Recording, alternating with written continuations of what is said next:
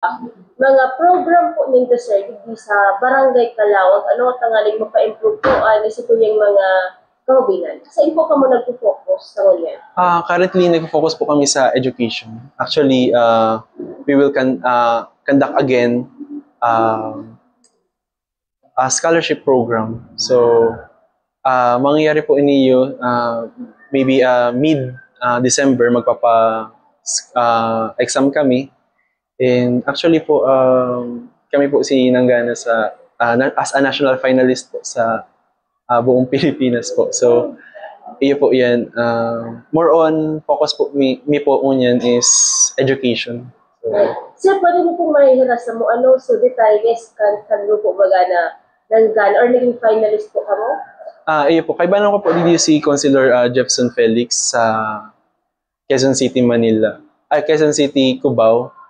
And duman po, nagtiripon si mga SK chairperson kang sa buong Pilipinas po, si mga qualified po. So, 30 finalists po and then nagralaban-laban po naman. And luckily po, and by grace of God, nangganap po si SK Federation as a most outstanding SK Federation ng Pilipinas and ang Barangay Calawag naman po as a national finalist.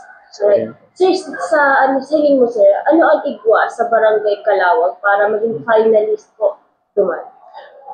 Ang ano ko lang po dito sa barangay SK is that very youth-centric and nakikiaram po, nagpa-participate po ang youth when it comes to planning of about our projects and programs. So sinda po ang katuwang mi po, siyempre po 10 lang po ang SK officials.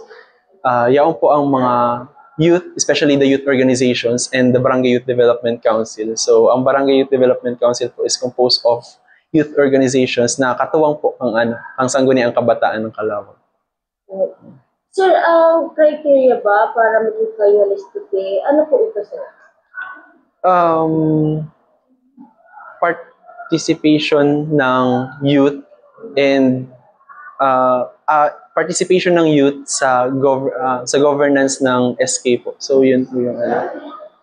Alright. Sa inyong sir, ano ni sir, yearly po ba na nag-participate ka kawalit din? Actually, nag-try lang kami nun mag-participate sa PSKA and yan po, nakapasok po kami and only in Naga and in Bicol region. Yan.